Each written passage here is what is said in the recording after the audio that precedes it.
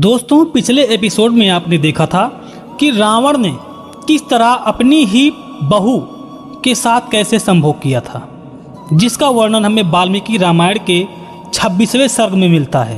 रावण कितना क्रूर था जो अपने ही पुत्र के पत्नी को यानी उसके बहू के साथ उसने संबंध स्थापित किया था, जो मैंने आपको पिछले वीडियो में बनाया था और बताया भी था, जिसमें उसकी सूचना पाकर नल कुबेर ने उसको श्राप दे दिया था कि जाओ, जिस तरह तुमने मेरी पत्नी के साथ बर्बरता से बलात्कार किया है, अगर ऐसे ही किसी दूसरे के साथ बलात्कार करोगे तो तुम्हारे सिर के 6 टुकड़े हो जाएंगे और तुम्हारी तुरंत मृत्यु हो जाएगी। इसके बाद की कथा मैंने बताया था कि आपको दूसरे वीडियो के माध्यम से बताऊंगा, जो आज मैं आपके सामने प्रस्तुत कर रहा हूं। दोस्तों नमस्कार दोस्तों, मैं हूं धर्मेंद्र कुमार तिवारी और आप देख रहे हैं अध्यात्म गुरु चैनल। दोस्तों, कथा को शुरू करने से पहले आपसे निवेदन करता हूं कि अगर आप इस वीडियो को पहली बार देख रहे हैं तो चैनल को सब्सक्राइब करके घंटी के निशान को दबाकर ऑल पर क्लिक कर दें, ताकि जो भी नया वीडियो बनाऊं उसकी सूचना आपको सबसे पहले मिल जाया करे। दोस्तों, अगर आप इस वीडियो को पहली बार देख रहे हैं, इसका पहला पार्ट देखना चाहते हैं तो आपको मैं डिस्क्रिप्शन में उसका लिंक दे दूंगा और आई बटन पर आप क्लिक करके ऐसे ही देख सकते हैं अपने यूट्यूब के माध्यम से, जिसमें मैं दोनों जगह प्रोवाइड करा दूंगा। दोस्तों चलते हैं अब कथा की तरफ। कैलाश पर्वत को पार करके महातेजस्वी रावण सेना और सवारियों के साथ इंद्रलोक में जा पहुंचा। सब ओर से आती हुई राक्षस सेना को देखकर कोलाहल में देवलोक ऐसा जान पड़ता था मानो महासागर के मथे जाने का सद प्रकट हो रहा हो। रावण का आगमन सुनकर इंद्र अपने आसन से उठ गए और अपने पास आए समस्त देवताओं से बोले। उन्होंने आदित्यों, वसुओं, रुद्रों, साध्यों तथा मरुदगणों से भी कहा, तुम सब लोग दुरात्मा रावण के साथ युद्ध करने के लिए तैयार हो जाओ। इंद्र के ऐसा कहने पर युद्ध में उन्हीं के समान पराक्रम प्रकट करने वाले महाबली देवता कवच आदि धारण करके युद्ध के लिए उत्सुक हो गए। देवराज इंद्र को रावण से भय हो गया था, अतः वे दुखी हो भगवान विष्णु के पास आए। इस प्रकार बोले, हे भगवान विष्णु, मैं राक्षस रावण के लिए क्या करूं? अहो, वह अत्यंत बलशाली निशाचर मेरे साथ युद्ध करने के लिए आ रहा है। वह केवल ब्रह्मा जी के वरदान के कारण प्रबल हो गया है, दूसरे किसी हेतु से नहीं। कमल योनि ब्रह्मा जी ने उसे वर दे दिया है, उसे सत्य करना हम लोगों का काम है। अतः जैसे पहले आपके बल का आश्रय लेकर मैंने नमुच, वित्रासुर, बलि, नरक और संबर आदि असुरों का दग्ध कर डाला था, उसी प्रकार इस समय भी इस असुर का अंत हो जाए, ऐसा कोई उपाय कीजिए प्रभु। मधुसूदन, आप देवताओं के भी देवता हैं एवं ईश्वर हैं। इस चराचर त्रिभुवन में आपके सिवा दूसरा कोई ऐसा नहीं है जो हम देवताओं का सहारा दे सके। आप ही हमारे परम आश्रय हैं, आप पद्म नाभ हैं, आप ही के नाभि से कमल से जगत की उत्पत्ति हुई है, आप ही सनातन देव श्रीमान नारायण हैं। आपने ही इन तीनों लोकों को स्थापित किया है और आपने ही मुझे देवराज इंद्र को बनाया है। हे भगवान, आपने ही अस्थावर जंगम प्राणियों सहित इस समस्त त्रिलोकी को, सृष्टि को प्रलय में संपूर्ण भूत आपसे ही प्रवेश करते हैं। इसलिए हे देव, आप ही मुझे ऐसा कोई अमोघ उपाय बताइए जिससे मेरी विजय हो। क्या आप स्वयं चक्र और तलवार लेकर रावण से युद्ध करने के लिए चलेंगे? इंद्र के ऐसा कहने पर भगवान नारायण बोले, देवराज इंद्र, तुम्हें भय नहीं करना चाहिए। मेरी बात सुनो।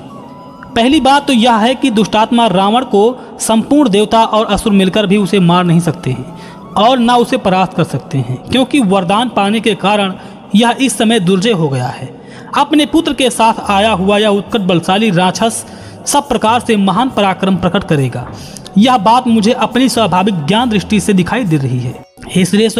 हे सुरेश्वर, दूसरी बात मुझे कहनी है, इस प्रकार है। तुम जो मुझसे कह रहे थे कि आप ही उसके साथ युद्ध कीजिए, उसके उत्तर में निवेदन है कि मैं इस समय युद्ध स्थल में राक्षस रावण का सामना करने के लिए नहीं जाऊंगा। मुझे विष्णु का स्वभाव है कि मैं संग्राम में शत्रु का वध किए बिना वापस नहीं लौटता, परंतु इस समय रावण वरदान सुरक्षित है, इसलिए उसके ओर से मेरी विजय संबिंधनी इच्छा पूर्ति होनी कठिन है।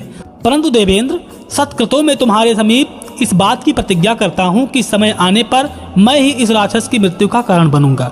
मैं ही रावण को उसके अग्रगामी सैनिकों सहित मारूंगा और देवताओं को आनंदित करूंगा, परंतु यह तभी होगा जब मैं जान लूंगा कि इसकी मृत्यु का समय आ पहुंचा है।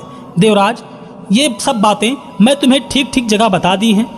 बलशाली सचिवल्लभ इस समय तो तुम ही देवताओं सहित जाकर उस राक्षस के सामने निर्भय होकर युद्ध करो।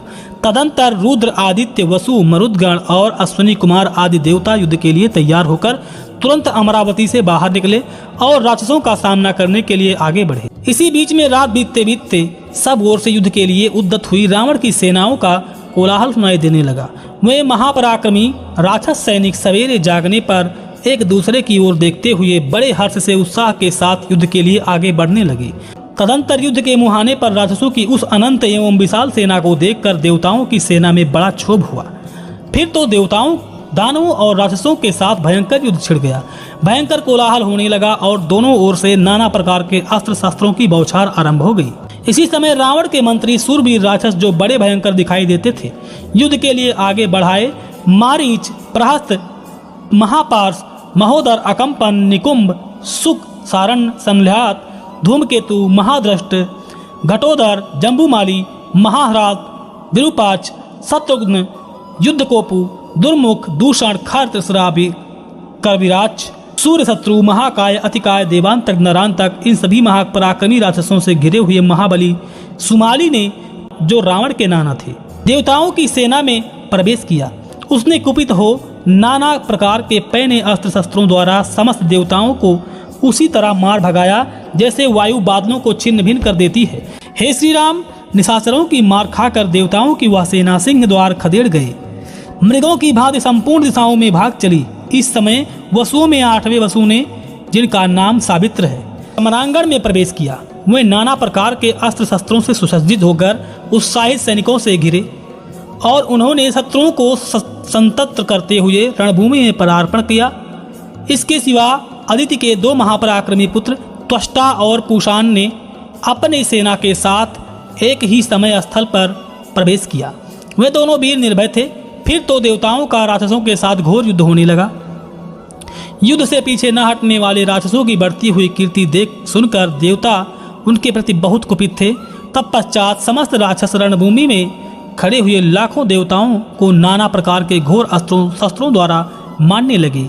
इसी तरह देवता भी महान बल पराक्रम से संपन्न घोर राक्षसों को संग्राम रण में चमकीले अस्त्र शस्त्रों द्वारा मार मार कर यमलोक भेजने लगे। श्री राम, इसी बीच में सुमाली नामक राक्षस ने कुपित होकर नाना प्रकार के आयुधों द्वारा देव सेना पर आक्रमण किया। उसने अत्यंत क्रोध भरकर बादलों को छिन्न भिन्न कर देने वाली वायु समान अपने भांति भांति के तीखे अस्त्र द्वारा समस्त देवताओं को तितर बितर कर दिया। उसके महान बाणों और भयंकर शूलों एवं प्रसों की वर्षा के मारे जाते हुए सभी देवता युद्ध क्षेत्र में संगठित होकर खड़े होकर देखने लगे। सुमाली द्वारा देवताओं के भगाए जाने पर 8वें वसु सावित्र को बड़ा क्रोध हुआ। वह अपने रथ सेनाओं के साथ आकर उस प्रहार करने वाले निशाचर के सामने खड़े हो गए। महातेजस्वी सावित्र ने युद्ध स्थल में अपने पराक्रम द्वारा सुमाली को आगे बढ़ने से रोक दिया। सुमाली और वसु दोनों में से कोई भी युद्ध पीछे हटने वाला नहीं था। अतः उन दोनों में महान एवं रोमांचकारी युद्ध छिड़ गया। तदंतर महात्मा वसु ने अपने विशाल बाणों द्वारा सुमाली के सर्प जुते हुए रथ को क्षण भर में तोड़ फोड़ कर गिरा दिया। युद्ध स्थल में सैकड़ों बाणों से छिदे हुए सुमाली के रथ को नष्ट करके वसु ने उस निशाचर के वध के लिए कालदंड के समान एक भयंकर गदा हाथ में ली, जिसका अग्रभाग अग्नि के समान प्रज्वलित हो रहा था। उसे लेकर सावित्र ने सुमाली के मस्तक पर दे मारा। उसके ऊपर गिरती हुई वह गदा उल्का के समान चमक उठी, मानो इंद्र के द्वारा छोड़ी गई विशाल आसनी भरी गड़गड़ाहट के साथ किसी पर्वत के शिखर पर गिरी हो। उसकी चोट लगते ही समरांगण में सुमाली का काम तमाम हो गया। न उसकी हड्डी का पता चला, न मस्तक का, और न कहीं किसी शरीर का पता चला। उसका मांस भी नहीं दिखाई दिया। वह सब कुछ उस समय गदा के आगे भस्म हो गया। युद्ध में सुमाली मारा गया देख के वह सब राक्षस एक दूसरे को पुकारते हुए एक साथ चारों ओर भाग खड़े हुए। वसु के द्वारा खदेड़े जाने वाले राक्षस समर भूमि में खड़े न रह सके। दोस्तों, यह कथा बहुत लंबी है। इस कथा को मैं आपके लिए दूसरे पार्ट में बनाऊंगा। अगर यह वीडियो आपको अच्छा लगा हो तो वीडियो लाइक कीजिए। चैनल को पहली बार देख रहे हैं तो सब्सक्राइब कीजिए। ये कथा मैं आपको वाल्मीकि रामायण के 27वें सर्ग से बता रहा था, जिसमें यह संपूर्ण कथा लिखी हुई है, और मैं इसके आगे की कथा आपको दूसरे पार्ट में लेकर आऊँगा। अगर आपको इसका दूसरा पार्ट भी चाहिए तो कमेंट में पार्ट 2 जरूर लिखें। लेते हैं विदा, मिलेंगे फिर ऐसे ही नए टॉपिक के साथ। तब तक के लिए जय श्री राम।